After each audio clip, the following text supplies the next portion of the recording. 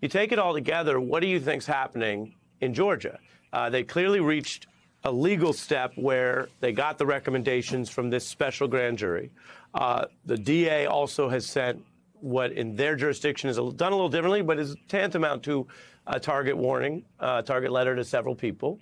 And yet, all that said, months in from the letters and weeks in from the report, we haven't seen any other legal action. Do you think that it is kind of act or sit down time for this DA, or could there be reasonable justifications for this taking months longer?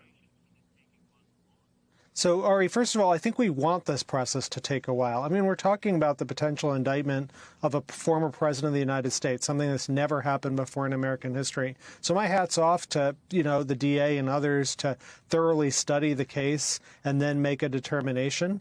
Now, given what this grand juror has said, everyone's trying to read the tea leaves. Anyone can read them and make their own views.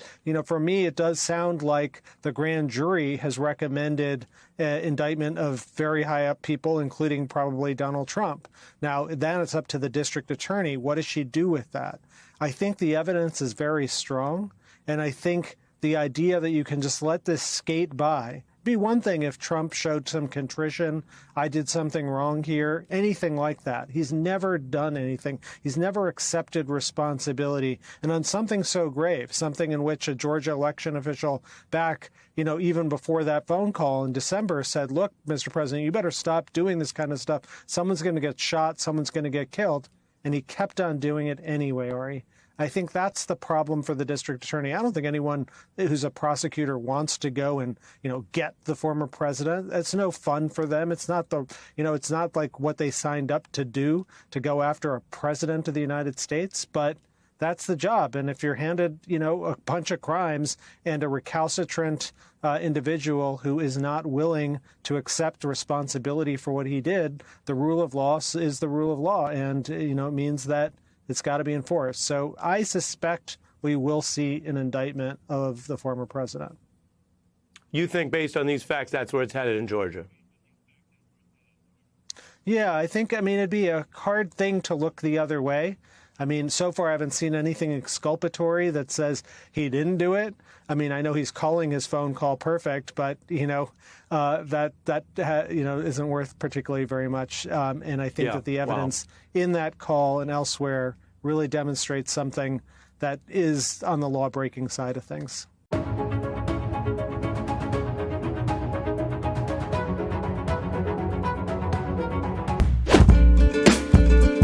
Today, the corporate kingdom finally comes to an end. There's a new sheriff in town, and accountability will be the order of the day.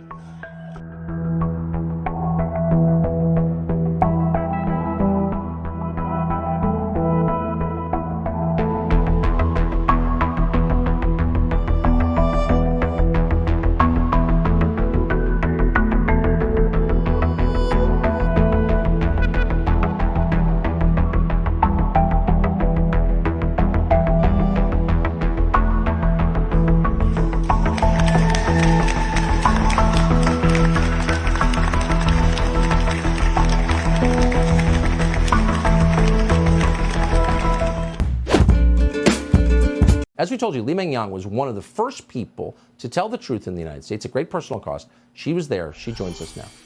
Doctor, thank you so much for coming on. You said 3 years ago that you believe that this virus was intentionally released by the government you once worked for, the government of China.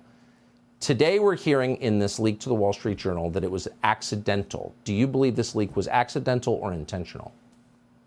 Hi, Tucker. Thank you for having me again. First, I really want to appreciate you and also Fox News have been taking so much efforts pursuing the truth of COVID origin. Without your help, there won't be such milestone achievement. And I want to tell, of course, it was not an accident. And maybe for people who don't have this kind of Biosafety Lab 3 or 4 experience on coronavirus, maybe it's easy for them to accept the accident accident and lab leak. However, I'm the scientist working in such lab using coronavirus, and I can tell you, based on the protocol and also the other surveillance system, it will be impossible for the lab leak accidentally happen in such lab and cause the Wuhan outbreak and also the pandemic. So definitely now we just reached to the first step. It was from China's lab, and we need to pursue the truth of origin, and we need to keep going on. We know the Chinese government allowed its infected citizens to travel in huge groups to Western Europe in the early days of the pandemic. That was intentional. But you believe the whole thing, they came up with this virus and they unleashed it on the world to destroy the Western economies and to elevate their own position globally. I want to emphasize one thing is, I would say, based on the evidence and the source I have, that the virus was intentionally brought out of this strict lab and released in the community. However, I don't think the outbreak in Wuhan was intentional. I would say it was because CCP government and military scientists underestimate the transmissibility. That's why finally it got out of control and caused the local outbreak. However, we should know that CCP government intentionally to let it go all over the world to kill millions of people all over the world later. We just have to hope and pray that you will be interviewed by many other journalists in this country over the coming weeks. Now that this has been confirmed, you're an eyewitness to it. You have, I think, a credible story to tell, and I really hope you're no longer ignored. I appreciate your coming on again tonight. Li Mingyang, thank you so much. Thank you, Tucker.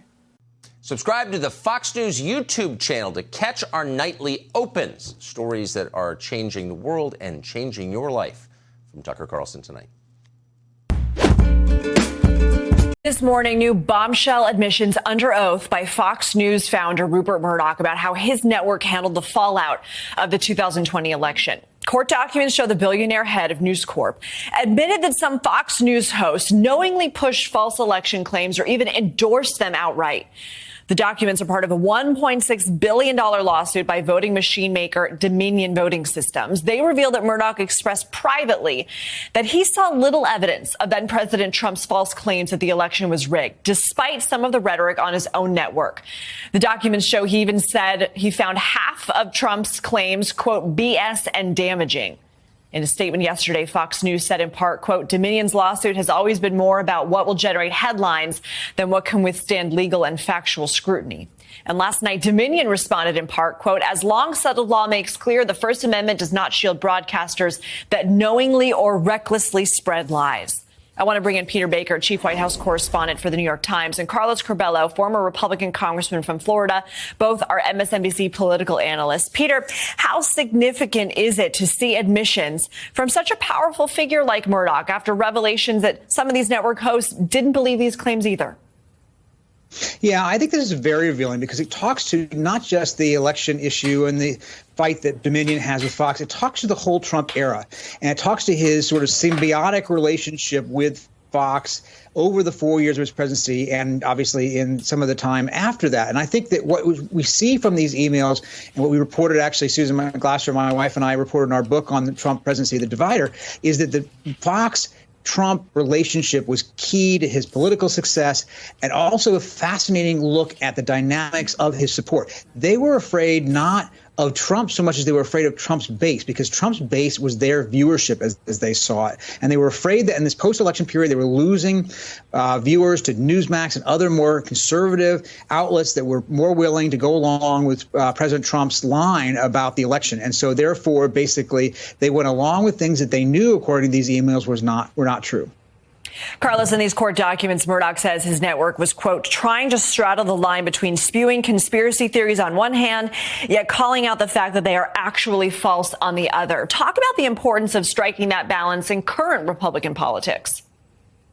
Well, Lindsay, what we're starting to see is that all of these individuals and entities that were involved in promoting this massive toxic lie are being held accountable. I mean, that's what the November midterm elections were about. That was the big story, that the candidates promoting lies and untruths were held accountable. They were defeated. And now we're seeing Fox News being held accountable in a court of law, their chairman coming out admitting some of their hosts were lying. So this is significant, Lindsay, because this is going to continue forcing the Republican Party and the Republicans who are still promoting this lie to confront this reality. Also want to talk to you about this. Police in the U.S. Virgin Islands launching a criminal investigation into the death of 42-year-old swimming champion Jamie Kale. She was found dead inside the home she shared with her boyfriend last week. Nate Foy is live in our New York City newsroom. He has the details. What do you think happened, Nate? Well, it's tough to say right now, Dana, and a big part of that is because Kale's autopsy is still pending. But here's what we know this morning. The 42-year-old swimming champion was already dead, according to medical staff, when she arrived at that clinic in St. John. But police are now trying to figure out what happened in the hours before that. Police say her boyfriend left a bar just after midnight the morning of her death. He then found Kale shortly after, unresponsive on the floor of their shared apartment. Police say he brought her to the hospital with a friend, where staff indicated she was suffering from cardiac arrest. The U.S. Virgin Islands Police Department released a statement reading in part, quote, "Hospital staff rendered CPR, but the female succumbed." Now, Kale was originally from New Hampshire. She competed in multiple international swimming competitions for the United States. After a very successful high school and collegiate swimming career, she won gold in the 1997 Pan Pacific Championships. And this morning, USA Swimming tells Fox News, quote, "USA Swimming is saddened to hear of Jamie Kale's passing. Jamie was a proud member of our national teams in the late 1990s and was a cherished teammate. We extend our condolences to Jamie's friends and family." Now, the cause of Kale's death is still not known right now. Police are also not identifying her boyfriend. Fox News asked police if he's cooperating with the investigation, but so far, Dana, they are declining to answer any of our questions. We'll send it back to you. Okay, thank you, Nate. I'm Steve Ducey. I'm Brian Kilmeade. And I'm Ainsley Earhart. And click here to subscribe to the Fox News YouTube page to catch our hottest interviews and most compelling analysis.